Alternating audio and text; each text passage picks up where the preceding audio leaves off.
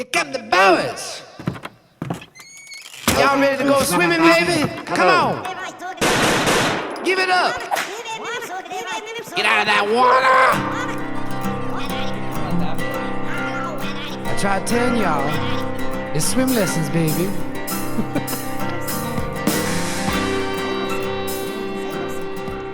What is up, good people? Thank you for choosing Swim Lessons, the podcast. My name is Dallas Hanson. My guest today is Owen Patterson, a voice you need to know. Owen is 19 years old, and this kid's going to go somewhere fast. He's become quite the broadcaster here. Right now, he's studying his undergrad at Minot State University. You can hear him on PSP Network. Also, he's the voice for Minot State University basketball, baseball, football, and check this out, also the summer baseball team that is the Minot Hot Tots amateur team. So make sure to check out Owen. That's Owen Patterson. And I like talking to Owen because he's a dreamer, just like me. But his dream of becoming a voice in the Major League Baseball is starting to come to fruition. And it's very interesting to hear his story and also just his thoughts on sports in North Dakota so far. And I appreciate Owen's time. But before we get to Owen, we got to talk about PSP Network, one of our sponsors for today. Wake up, everybody. It's game day. Baseball and softball season are coming. You can check out all the action right on PSP Network. Make sure you check out their YouTube page so you can see what's going on in the world of sports at PSP Network, or also on their website, psp.network. Nick Goldberger and the crew do an amazing job. We're going to be launching out a video for Mr. and Mrs. Basketball, which is going to be cool. So again, check out PSP Network. And how about Glosso Angus, a proud sponsor of Swim Lessons, the podcast. They're your premier source for registered Black Angus cattle since 1973. Glosso Angus cattle showcase dominance, durability, and my favorite word, docility, and they're built to thrive on the northern plains. Check them out. That's Glosso, Glasoe, Angus.com.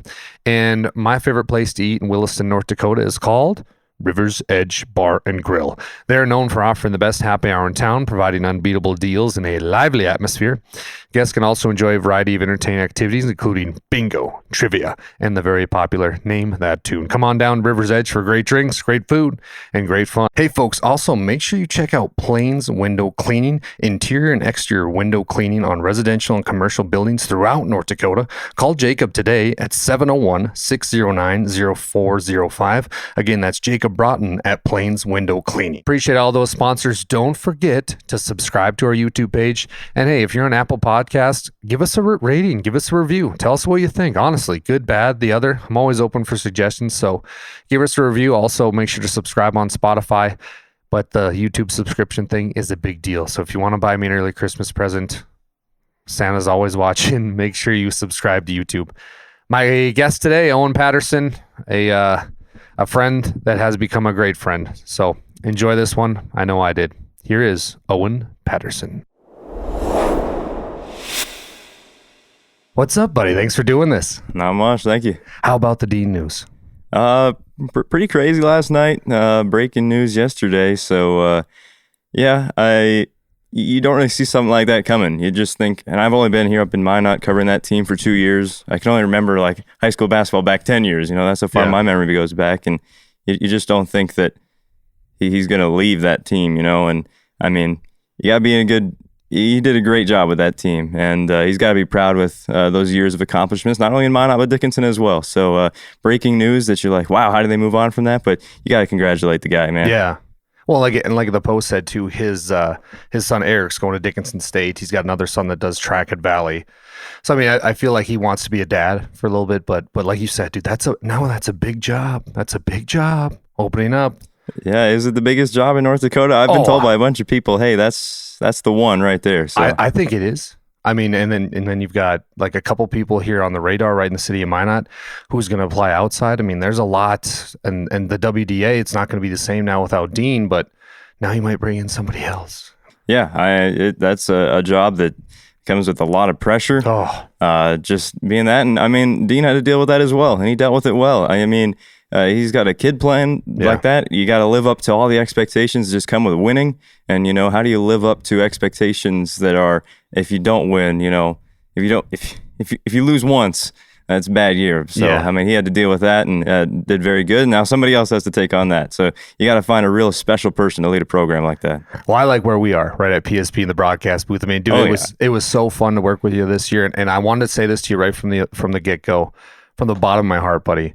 You are a legend in the making. 19 years old. No, it's time. We got to give you your roses. 19 years old. You have the mentality of a 40-year-old, and I mean that in a nice way. Like, you're very professional. You're very like upfront, honest. It's been inspiring to me as a 33-year-old who's been in this business now 5 years, starting to get my own here in the broadcasting world. But to see you and the way you handle yourself and the homework you do on each roster and the way you prepare for a game, man, it's awesome. So tell us a little bit. How did you get involved in the broadcast game? Because you're from Washburn, right? Yep.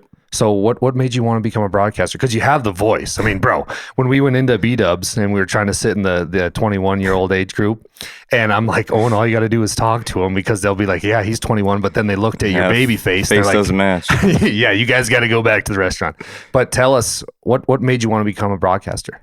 I've just always loved sports. I mean, I can't remember a time where I wasn't thinking about sports or not interested in it. So that comes with watching the games, listening to the games on the radio. And I guess I just always picked out the announcers, like the different styles, the different stories they could tell. And it just kind of turned into, if I was going to go out and shoot hoops, if I was going to go out and play a Little League baseball game, there'd be a commentary going on in my head, No way. Just something like that. My mom likes saying that it even started when you were like 4 years old, riding yoga ball bowls in the living room, and being JB Mooney and everything. And oh, he's going to get the gold buckle. This is it. World championship ride and all of that. There always used to be a commentary if I did sports. So it just kind of fit. And then I found out you can actually do this for a living. So I was like, all right, bank on this. Wow. Hey, folks, are you craving authentic, mouth-watering smoked meats? Well, let me tell you where to go. It's Bronson's Smokehouse in Beulah, North Dakota. They've been serving up legendary country-style sausage, jerky, and Slim Jims for over 40 years. Order online today at bronsonsmokehouse.com. That's Bronson's, BRONSONS, smokehouse.com, and taste the tradition. Oh, I mean, well, what a way to do it. JB Mooney all-time. Is he the best all-time? Oh, yeah. Well, I mean, there's Frost. Lane Frost, the GOAT. Of my time. As JB. I love that story about JB when it was some YouTube film I seen. I think it was a documentary, but he bought the bull that broke his back. Yeah. And now they're like buddies and they hang out in his pasture. He's like, that's the guy that got me. That's the guy that broke my back. Oh, yeah. Just walks up and scratches him. I'm like, holy, he'd make a good piece of hamburger. But okay, so when did you decide I'm going to head towards PSP, or tell us the backstory there? How did you become part of PSP? I came up here last fall, my first semester of college, and honestly, I got a month in and I was kind of bored, and I was like, I need to start actually working. Like, I need to move forward on this. I gave up a chance to run collegiately, cross country and track to focus on this. And I said, well, I got to do something with that. So I just reached out, just an email out of the blue to Nick Hulberg, and I just asked, hey, can you just show me like what a sports broadcast is? Like, I haven't done any of this in high school. I haven't done any of this before. It's just something I want to do. I think I might be good at it, and I think I might be interested in it. Can you just show me the ropes? And I mean, it turned into, yeah, we got a volleyball broadcast in a couple of days. If you want to just show up and, maybe even run a camera, I'll show you how it is. So run a camera for that, and you just show up on time. You get his trust and becoming, if we need a guy, we'll talk to you. And then a few months later, maybe just even 1 month later, it's like, hey, I hear you got an interest in play-by-play. You want to call the district volleyball tournament on PSP Network? I said, absolutely. Like, I'm not going to turn down an opportunity like this. First time on the air, we get done with the intro in the pregame show, and Nick goes, why didn't you tell me you were this good right away? I said, because I don't know. This is the first time I've ever done it. I got no confidence in myself, but I'll give it a shot. And so and then it turned in later on in the year, going to the WDA basketball tournament, covering Minot High games in the winter. Like, that's Nick's thing. Like, he has to do hockey, and who's going to fill in? It's just going to be, well, Owen's going to give it a shot. So, and then it turned into this year, really stepping it up, getting to call pretty much every Minot High basketball game, Minot North football this year, getting to be the voice of them, and then on and on and on. Well, then this past year you were doing Minot State basketball too. Mm-hmm. How was that, man? What an all-time year. Merkin and the boys were balling. Oh, it was so fun. I get to sit courtside, but next to the other team's bench. Oh, so how was that? It's good. You learn a lot, and you like. I like wearing the Minot State stuff right next to them. So I'm on camera, when they get the coach of the shot, and I'm just looking at them kind of laughing because they're like, how do we beat this team, and kind of cussing at the players and everything. And it's getting on my mic over the air. And so it was a lot of fun, a team that's one of the smallest rosters even in the NSIC. They don't play many guys. And I mean, each one of them, every single play, they want to win so bad. And to get those results in the win column this year and set so many records, just so fun to be a part of. How about his recruiting class? Dude. That's the talk of the whole state, isn't it? I mean, and the best part is it's the best product. And I mean no harm. Like I think Coach Selvett at Dickinson State's done a great job. They also went into the national tournament. But Parker Falcon, Kemple, we watched both those guys a lot on PSP. The kid from Kindred, I'm forgetting his name. Presley Peraza. Yeah, I mean, oh my. That Kindred team looks like a junior college basketball team. What a game that was. How about that state championship? Yeah, I only got to listen to it. I was watching the state third place game with our Redeemers and Wilt Wing. Just had TD and Woody commentating that game. They did in the my res ears. Cast, right? I think that's what he posted, or something like that. And I don't know. I mean, I was just listening to it and got to the second half, and okay, Kindred's coming back. All right, they're down 20 at halftime, 26 as much in the first half, and slowly but surely they've got a lead midway through the fourth quarter. So I better start paying attention to this one. And a buzzer beater to win a state title. There's probably not much things cooler than that. No, I mean there really isn't. And how great is Todd Domrey's? I mean, I've learned a lot. I've learned a lot from him. And Woody too. Like I love Woody's like big like yo. Like we were at state AA basketball in Fargo. Me, Chuck Claremont, Joe Cattell. We went out for dinner, and then afterwards, we were in the hotel lobby. And there's a bunch of hockey players in there, and Chuck Claremont's like, man, I wonder who that is. Like, I wonder what hockey team that is. And Woody goes, it's a goddamn Bantam team from West Hope. Who gives a he's just like the all-time like low voice. Mm-hmm. I love him though. And I mean, he's been in the game for 30 years. Chuck Claremont's been in the game. Todd Domrey's like, we're the young pups, but it's fun to learn so much from those kind of guys. Oh yeah. Some of my favorite broadcasts are working with Chuck Claremont. He's such a stats and information guy, and I am as well. So we just bouncing stats that nobody ever heard of at each other. So those are some of my favorite broadcasts working with Chuck. Yeah, I mean Chuck, and have we figured out? And when this podcast comes out, this is for everybody. Who reffing God is on Twitter? The conspiracy at PSP Network is me. I will say that it is not. Okay, it is not me. I don't even care. Hey, here's the thing. Don't stop bashing refs, first of all. Yeah, let's not do that. What he did. The PSP Network stuff, that's the funny part to me, because like to have a burner account on social media for your stuff, you got to be pretty good. So I mean, that's the funny part of it. Yeah, I don't think it was you either. I think it's somebody older, and I think it's somebody from that likes Century basketball. That's what I'm thinking. Awesome. But I could be wrong. So I was at the B as well. We're both kind of B guys. That semifinal game, very interesting between Bishop Ryan and our Redeemers. Comes down to it. You got to call the district title game and the region title game. How great were those games between Bishop Ryan and our Redeemers? Were those some of the funnest games you've ever been a part of? Funny thing, before that district championship game, I'm working with Bryce Skutnik and shout out BG. The GOAT. Oh yeah. And I'm like, hey, I'm thinking overtime in this game. Like, it's going to be that competitive. I think we're going to get overtime. Sure enough, fourth quarter, it's close the whole way, and you got individual performances from the sophomore Wyatt Weekly. He just can't miss a shot. The freshman for Bishop Ryan off the bench, Isaac Strandland, he's in there and he's balling out in the second half, and it's just back and forth. Bishop Ryan has 3 chances to win the game, but they miss them all in the last second, and all of a sudden we're in overtime, and I'm like, hey, Bryce, I called it. And then double overtime, that was great. 2 overtimes in the district championship game is crazy. And then to do it again a week later in the region championship and to meet at state, you just knew it was inevitable. Those teams were going to play each other for a 5th time in the year. So, yeah, those matchups, frankly, I didn't think any of those teams could lose those district or region championship games. They played that well, and they're such great coach teams. Hey, folks, hope you are enjoying this episode. But support for Swim Lessons, the podcast, comes from Brandon Weber, your Edward Jones financial advisor at 1600 2nd Avenue Southeast, Minot, North Dakota. For more information, visit edwardjones.com. Edward Jones, member SIPC. Well, that region, they finished 1st, 2nd, and 3rd at state. I mean, that's historic. That's never happened before. Never happened. I mean, that's how good that region was. And the district, I guess. Poor Velva and Isaac Sundrel, they get left at home, and they were a good basketball team. There's probably 4, 5, 6 teams. You say it every year. It used to be when you only got one from your region, but there's 4 or 5 teams in the state that probably could have contended as well for a spot in the semifinals this year, and you include even more teams from that Minot area, and the Ray Jays, got to give them a shout out too. I can't wait to watch them for the next 4 years. Oh, Ty Barman, the Bergstrom, I mean, they're going to be really good.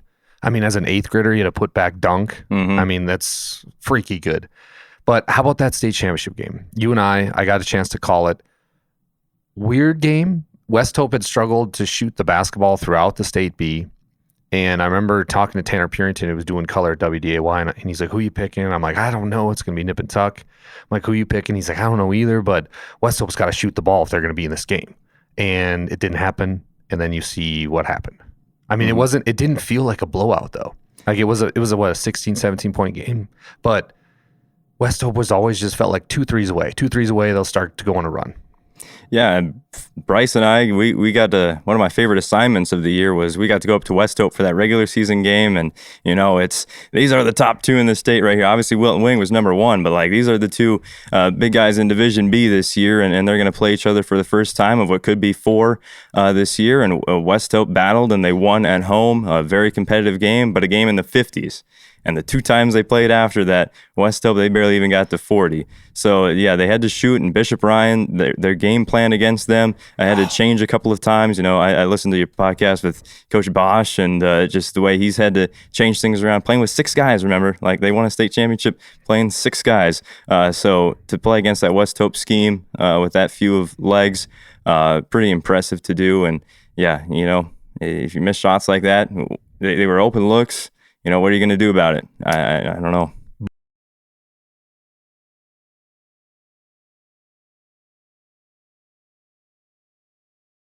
That's like tops. It's like tops in West Hope Newburgh, and they've all got cards. And after every game, I mean, as the kids, they see them in the hallways in school every day. But after the basketball game, hey, Walker, sign my card, sign my card. And as we're walking out of the gym, all these kids, they've even got those old binders where you put the cards in, and we're like, we got to see your guys' collection. And I mean, it's just page after page after page. Will Arts, Braden Bailey, Walker Broughton, and just sign cards. Like that can go to a lot of high school kids' heads. Like that can build a lot of ego, and it just doesn't. It doesn't seem to faze them. They love it. They embrace that the town is so bought into that basketball team. So yeah, that was incredible to see. One of the parents from West Hope made a really nice post about how something tragic happened to a farmer in West Hope, and he passed away, and he had 2 younger sons, I believe.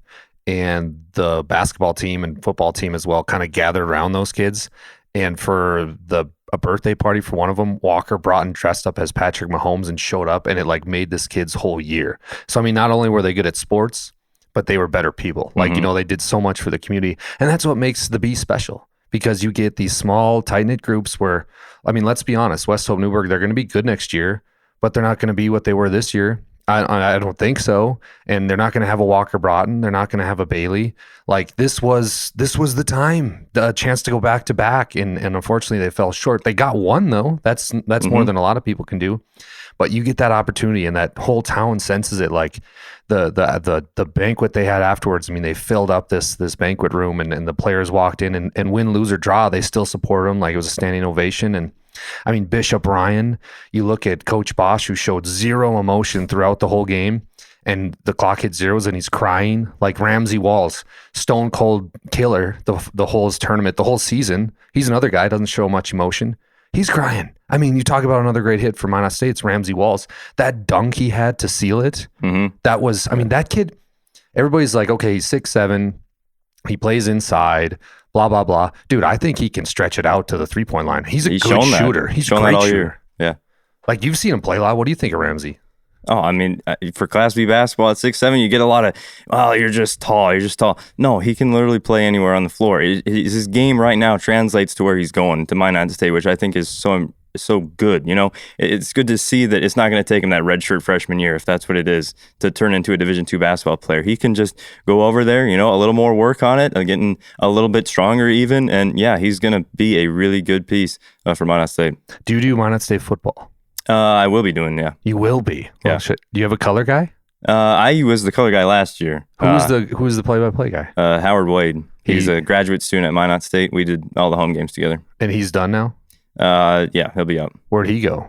He's still hanging around Minot. He's still looking for jobs, but that football spot probably would be my next fall. Well, dude, that's awesome. How because Jet Lundeen, great player, he's going to play quarterback there. I mean, what's the quarterback room look like for the Beavers next year? Quarterback room, it's well, the offense they run, it could really be anything. So the Minot State starting quarterback for every game this year played safety his whole collegiate career before last. They had a totally depleted quarterback room, a couple of transfers, a couple of true freshmen in there, but yeah, they turned a guy who played high school quarterback in Washington and solely defensive back for Minot State in his first few years into the starting quarterback of a triple option offense. So it's going to be wide open. One of the players I can't wait to see him play next year, Tyson Rosiska, a Minot High kid, as a true freshman, kind of just came up through the course of the year into being almost a starter before a bad leg injury out in Wayne State. So depending on his recovery process, him coming back, another Minot area kid that's going to be a big time player for Minot State. But yeah, that quarterback room, it's always kind of wide open. Who's gonna grasp that playbook and really run with it? Yeah, I mean, I living in Crosby my whole life.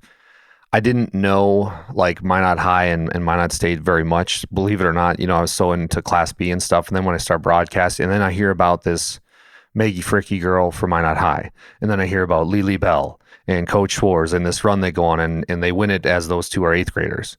Now, through a few injuries, they don't win. And now Lily Bell and Maggie are seniors. And Maggie had the bad knee injury. She's going to come back. She'll be good. She signs with UND. Lily Bell breaks the all-time scoring record. Fantastic player. Fantastic. What do you think of that Minot High girls team coming up on this next basketball season? Minot High's girls basketball team is so good that as a play-by-play broadcaster, I've had to find it, difficult to make Lily's regular 30-point game sound as crazy as it is for North Dakota. Like it's like a quiet 30. Hey, Bryce, run through the stats. Oh, Lily had 28 today. Just 28 points. 33 points, 15 rebounds. Like that is some crazy stuff. Like she's a great basketball player. One of the best that North Dakota has ever and will ever see.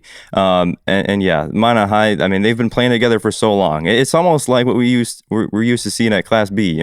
They come up as seventh grade, they start practicing with the high school team, and they just play together for all those years. And that's what it's been at the varsity level for Minot High. And yeah, the wins haven't been there in the postseason. But I guess they're banking on this year with this upcoming season with Fricky hopefully healthy again. And this year was going to be great. It was going to be great for Minot High, and Coach Schwartz does a great job with that program. Talk about pressure. Yeah. I mean, Schwartz does a great job of handling pressure because I don't think I could do that. I mean, you win it with those as eighth graders, the expectations are so big. And I've had a chance to talk with him on the podcast too. And he's just so good at, like when I asked him, I'm like, how do you overcome all these injuries? Because Lamore was a really good player, Carew, and then Fricky, and they both go down with ACLs, same leg, like a freak thing. And then at the state, I'm at the state with Joe Cattell, first round. Lily Bell, we're literally sitting beside the Oklahoma Sooners rep that's there to watch Lily, like recruiter. She goes down, like sprains her right ankle. And dude, the Fargo Dome went so quiet, you could have heard a pin drop. And she's like, and they tape it back up. She came back and played. They ended up losing the semifinals. But I mean, dude, that guy is a fantastic coach just to keep the group together. Yeah, and I mean, he's got a great group of players coming up still. Like you still see eighth graders on that varsity team, that sophomores now that were eighth graders then stepping up, and they understand the responsibility. And he can go 1, 2, 3, 4, 5, 6, 7 down the bench, and they can all fill in because that's the program he's built. And they do the same thing from that varsity level all the way down to what they're teaching at Jim Hill basketball. So that program he's built is pretty good. Shout out Jim Hill. I like that reference you put in there. I mean, they got Jim Hill magicians being Minot magicians right now. So that's a good point. What's been your biggest, and I want to ask you this, I'm glad I remembered it, but what's been like your biggest transition, do you feel, from when you first started to now when it comes to broadcasting? I think just taking the feel like the pressure. Yeah. I think me being like, okay, I need to hit those big calls, right? The big call early on is like, I need to live for those. Make every call the best, right? Make dribbling up the floor like just it's a call in itself. Everything that you do has to be good. And, I think the more you do it, like I broadcast like 200 games a year. So getting that amount of reps, it makes it a lot easier to practice every day and make those situations a little bit less tense and not really gamble on the big calls all the time. Just make sure everything's good, polish everything. Make it more conversational. That was Nick, his first thing, his critiquing was like, you got to be more conversational. I said, yeah, okay. Don't sound so robotic, dribbling up the ball, pass to the left wing, looks inside, just let it flow. Like it's a show. And there's a quote from Al Michaels. He always says, like the sport you're watching on TV, the basketball game you're watching on TV is the music. It's the background music. It's the instrumentals and everything. And you're just the lyrics. Like everybody can hear the music right away and they understand what's going on. But your lyrics can take that song to whatever level you want it to. So you don't need to be there. The people can just watch the basketball game and enjoy the basketball game. So don't make it all about yourself. Just make it about when you need to be there, be there. And that's the kind of the mindset I've taken. And that's kind of actually relieve the stress. Yeah, I like that. Al Michaels, steak only guy. Apparently, yeah. Steak only, no veggies. You gotta eat your vegetables. I know you do. Is he one of the best voices of all time in the NFL? Not just even the NFL. I mean, he's been doing it for so long, so many different sports. Yeah, he's a good one. You told me, I remember when we first met, and this is a funny story, and it's nothing against you, but we first meet, we're doing that Hoopster Dale Brown Classic this past year.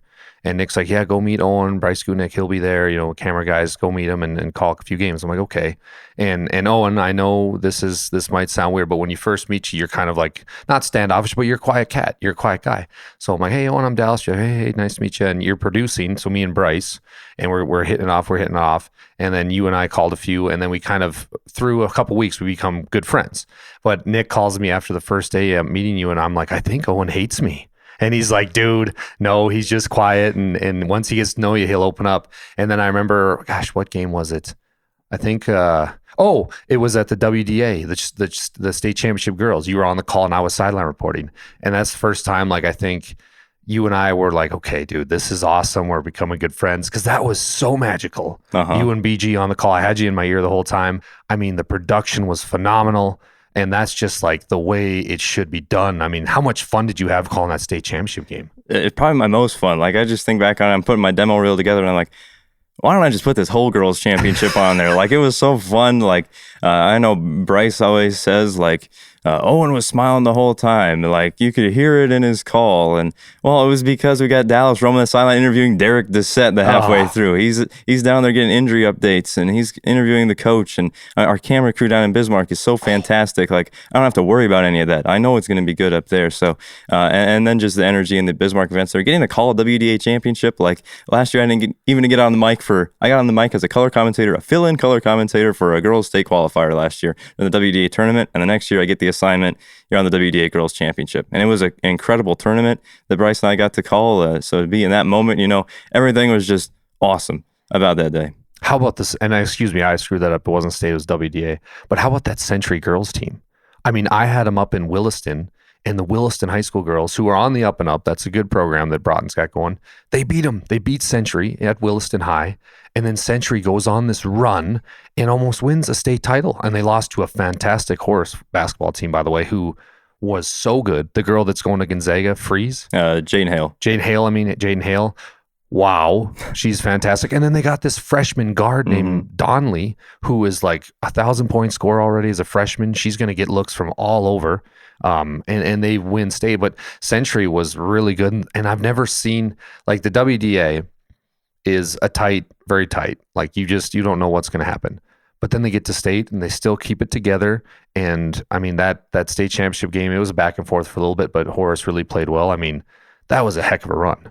Yeah, I think you can give credit to the Williston Coyotes for Century doing that. I don't know when the last time Century girls basketball has lost to Williston, but after that game, they had, 2 losses. One was to Minot High in the end of the regular season, a game that was very close at home, and the other one was the state title game. So yeah, that Century team, they don't have one player that's going to catch all the attention. They have 5 players that as a team catch all the attention right there. Yeah, and Nate Wellstead, when I interviewed after that WDA championship, I remember you're like, Dallas, will send it down to you to coach Wellstead. And I put my like arm around him just by habit. And dude, his body was like shaking. And he's won that game so many times too. Yeah. But it was like I watched the Class A state championship on my phone because we were at the Dome for Class B. And there were some people there, don't get me wrong. But for the WDA, dude, that place was packed to the brim. Well, I mean, the championship night, it was a Bismarck school versus a Mandan school and a Bismarck school versus a Bismarck school. And yeah, everybody's got a side in those matchups. How about that boys game? I mean, that was so loud. It comes down to a call and Kemple misses the first free throw. And then, dude, when he was shooting that second one, everybody's just screaming and he hits it. I mean, and I thought it was a foul. I thought it was a right call. But Kemple to miss, we saw what happened to Jet Lundeen at the Class B. Jet Lundeen has a chance to seal the game up for Bishop Ryan end of regulation. He misses them both, didn't he? Or did he hit one? I think he had 4 shots and he only made one there, and that was the one that tied the game. Tied the game up. But anyways, Kemple drills that one. Dude, that was, just think though, Owen. Say Bismarck High wins that game. Century gets the 2 seed. Century, obviously they get the 1 seed. They kind of float to the championship. Bismarck High's now got to play Fargo Davies.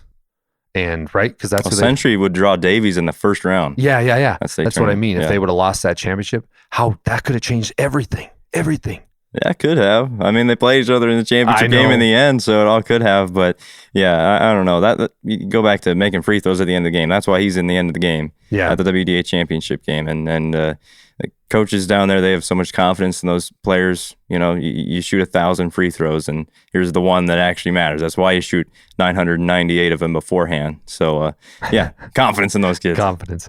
Well, basketball you're very good at, but you told me your true love is baseball. Oh yeah.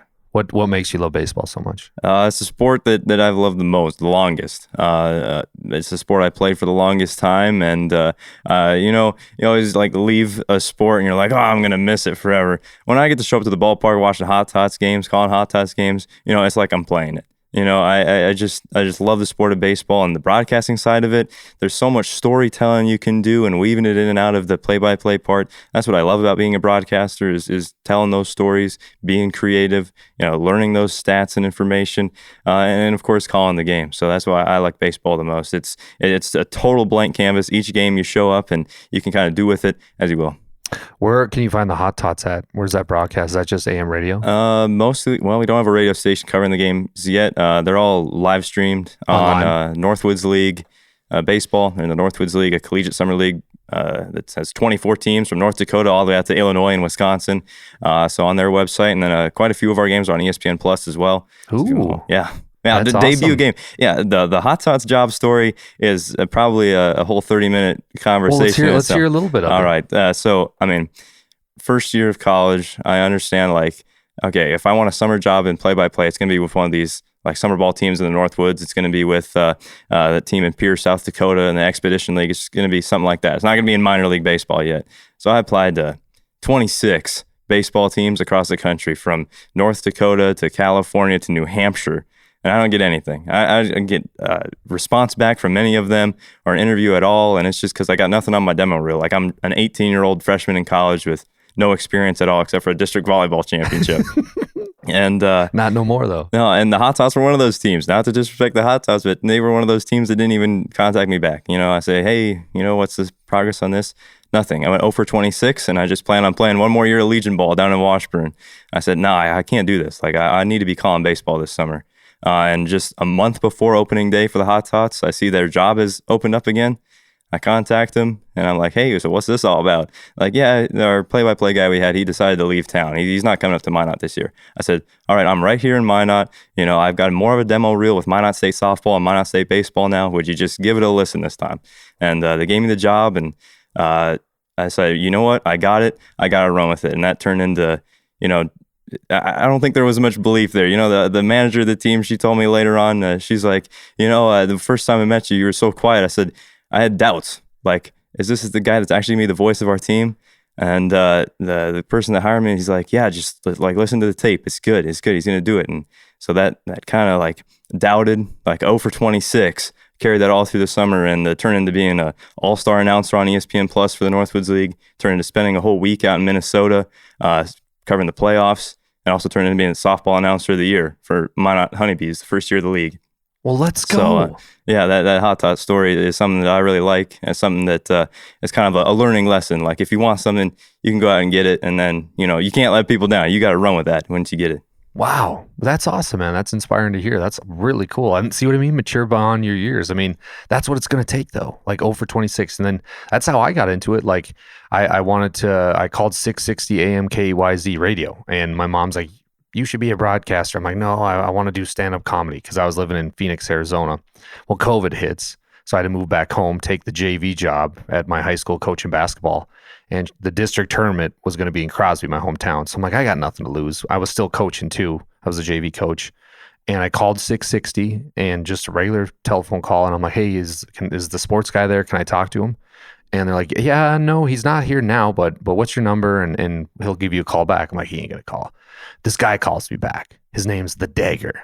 I can't remember his first and last name off the top of my head, but he was a really, really nice guy. I am forever indebted to him. Anyway, so he calls me back. He's like, yeah, actually, I could use a color commentator. That'd be awesome. He's like, I don't think we can pay you. I'm like, I don't want to get paid. Like, I just want a chance to see if I like this and if it's a good opportunity. So he comes up. We played the first game of the day, Divide County versus, I can't remember, Burke County or somebody. We lost. So then I go up and I'm going to call the last two with him. So the first half, like The Dagger, he's really good, old school cat. And he looks at me at halftime and he goes, okay, I think you're ready. And I'm like, what do you mean? He's like, you're going to call play-by-play the second half. And if he would have asked me, like, do you want to call play-by-play at half? And I would have said no, just because that's how I am. Like, I'm not trying to take anything away from him. I just would have said, no, you go ahead. But he looked at me, he's like, you're going to call at half. I'm like, okay. So I'm studying I just rostered, like this, and it went okay. And then I remember the next day I came into the gym, and a couple of the refs was like, hey, we heard you on the radio driving home. Like, how many years have you been doing that? I'm like, oh, that was my first time. He's like, a natural. And then ever since then, it's just been like this momentum building thing that, like, I never even imagined would come into my life. So that's all it takes, dude. It's so fun. Mm-hmm. And then The Dagger, he called me. He's like, let's go do regionals. I'll do first half, you do second half. And we had developed this great relationship. And I always wanted to get him on the podcast, but unfortunately he passed away. And I'm like, God, dang, that's the one guest like I wish I would have got. But I owe my whole career to that guy. And but going back to your story, so now you have 2 years left at Minot State? Yeah. Okay. Post 2 years, are you going to still do kind of the same application process, or what are you going to let us know what your plan is? I mean, even before that ends, looking to get into professional baseball. Like, that was the goal this summer. Let's go. It just kind of faded out as well. And I said, well, I've got a really good job here with the Hot Tots. It's turned in from just a fill-in, like, emergency hire to be the play-by-play to a year-round internship, doing all kinds of, like, media relations stuff with them, and then obviously calling games this summer for the Hot Tots and the Honeybee softball. So I've got a really good thing here in Minot. Kind of tough to leave right now unless something really good comes up in professional baseball, which is quite a commitment. There's no... The closest professional baseball team is in Fargo, like the Red Hawks. So, I mean, most of the places I was, and their play-by-play guy, Jack Michaels. He's so good. He doesn't need an intern sitting right by him. He's so good doing Red Hawks baseball. But all the other ones, you apply to Texas, New Hampshire, all these teams, North Carolina. Like, can you commit to taking 2 months off of school here at the end of this semester, 2 months off of school there? So that's kind of why the professional baseball thing got a little tough to do this year. But after 2 years, I guess that'll... We'll see when it comes up. I don't know. Have you ever thought of just like, okay, if something good comes up, I'm just going to be done with school? Pretty much, yeah. Yeah. I mean, I didn't go to school for it. And I'm not saying school's bad, but when I look back on my life, like, I played 4 years at Dickinson State football, and I came out with like an exercise science and a minor in coaching. Like, some days I'm like, man, did I even need to go to school? Like, honestly. But it's a great thing to do. Don't get me wrong. I made some great friends, but that's something else. Like, I'm just like, I don't know. What my big question is, and I know a few of the guys that go to Minot State for broadcasting, but what is it like? What's broadcasting school like? Well, we're kind of starting it up. The professional communications department at Minot State, it's been there for a long time. I just don't think it's been taken as seriously as like this group is, and we have a great group because, all the people that I meet broadcasting games in the Northwoods League, they come from University of Missouri, which is like a prestigious journalism school, and they come from Notre Dame, and they come from Ball State, which is a great school for broadcasting. And then I come from Minot, North Dakota, and it's just like thought down upon by those for some reason, but what we have here is a great program of a lot of kids that care, and it's not a lot of kids either. We have, myself, and I know Noah Fredrickson. We like to play. Noah Fredrickson. Oh yeah, we love the play-by-play. So here, Noah and Owen, you're gonna split the reps on the play-by-play if we need to. We've got over here people that like to do the sideline reporting. You're gonna get to do the sideline reporting, and you're gonna get pretty much all the reps we have. You're not just in a group of 6 fighting for 1 rep a year. We've got a lot of people that like doing behind the scenes stuff. It's a great mix, and it's not a lot of people. It's like a small class size at a small school. Everybody gets to get an equal chance to get it. So our pro-com department is going up and up and up and up. At Minot, it's still a pretty small department there compared to the rest of the school, but I love what we've put together there. I will say the production of like a Minot State basketball game, both women's and men's, is awesome. Like I used to go to Phoenix Suns games all the time when I lived down there, and they do like that big intro, the lights go off. I go to a Minot State game, it's like the same thing, a little lower down, like don't get me wrong, but I'm like, dude, they got this badass intro, they got like a great PA announcer, they got the lights, camera, action type thing. I mean, that's big time. Yeah, I mean, that intro, that's shot by a student at Minot State. That's not a like hired professional person. He's a student. With a lot of talent and that kind of stuff. Our NSIC network broadcast, that's all student-run stuff. There's no people coming in hired to do that job at any part of it except for our replay director guy. So all of it you hear to get the reps. So we have all these opportunities for you to get those reps doing whatever you would want to do in a sports broadcast. I told this to Nick Holberg today on the phone. Because we're meeting up for our like year-end meeting to go over things like ways to improve, what we could do different. And I told him, I'm like, man, it's so nice just to sit there and call a game. Because for people that are listening and don't understand, like at PSP and like the old company I used to work for, Game Day Media, I didn't have to, David and Randy would do the producing, so I just got to call the games. Well, now at PSP, I would go to Dickinson, Williston. I had to produce, and at one point I'm like, I'm gonna have to produce, run the camera, and maybe call the game too. But it's like it's so like you develop a certain rhythm. But the first time I did it, like I was off. It was for the girls' Dickinson game, and our scorebot wasn't working, of course. Like they had the new system, so I couldn't get that to work. So I had to treat it like a radio, like throw the score in as well. And guess what? Keep stats. So I'm keeping stats, trying to run commercials, trying to, get everything right. And it actually, like, I'm happy with it now because, like, I can do that. So it's another thing just to add to the resume. Like, I don't need a producer. Even if it's on TV, I can do that all myself. Got good at OBS. Still, I'm sure you know this, still could use a little work with it. But, I mean, what were your thoughts when you first started, like, calling a game, producing, and keeping stats? Yeah, I thought it was going to be too much, too. I was like, my head was about to pop Nick, off. that email said, I just want to learn what a broadcast is, and now I'm doing all 5 parts of the broadcast.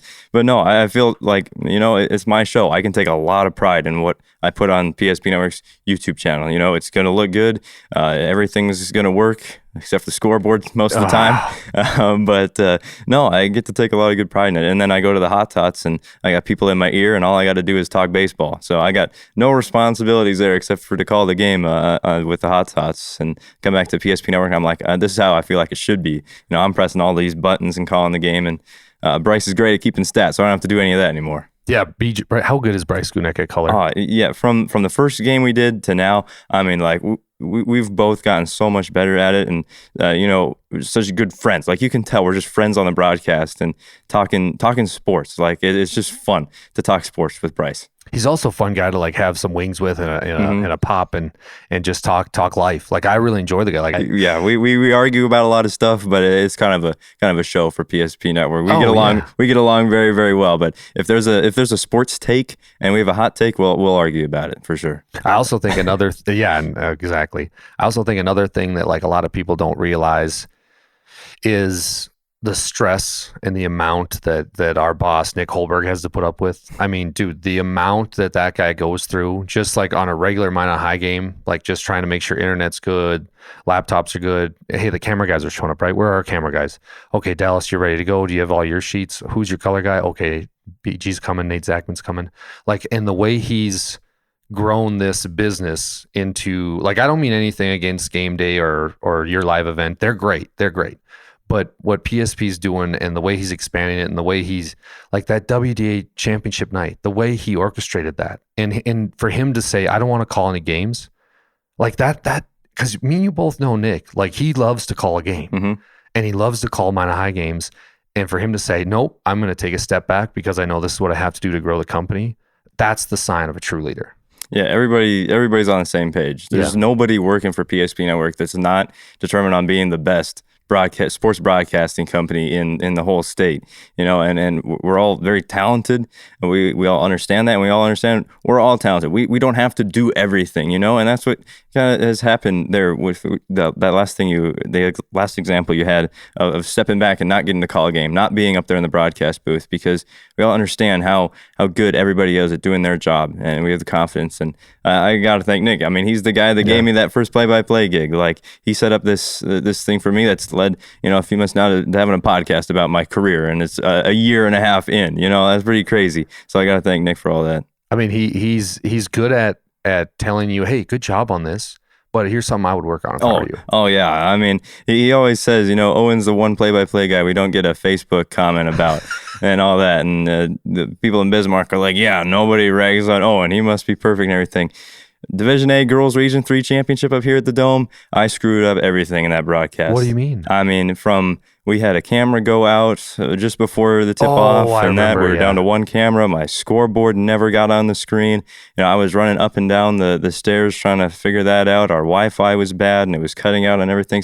It was awful. Like, I totally messed it up. And, we had a very long conversation after that about everything. And, yeah, it was just, he cares, and I cares, and I said, yeah, I owned up to it. I'm just equally as mad, at myself, even though the money for putting this together isn't coming out of my pocket, it's coming out of yours. So, that's how much trust we have in each other.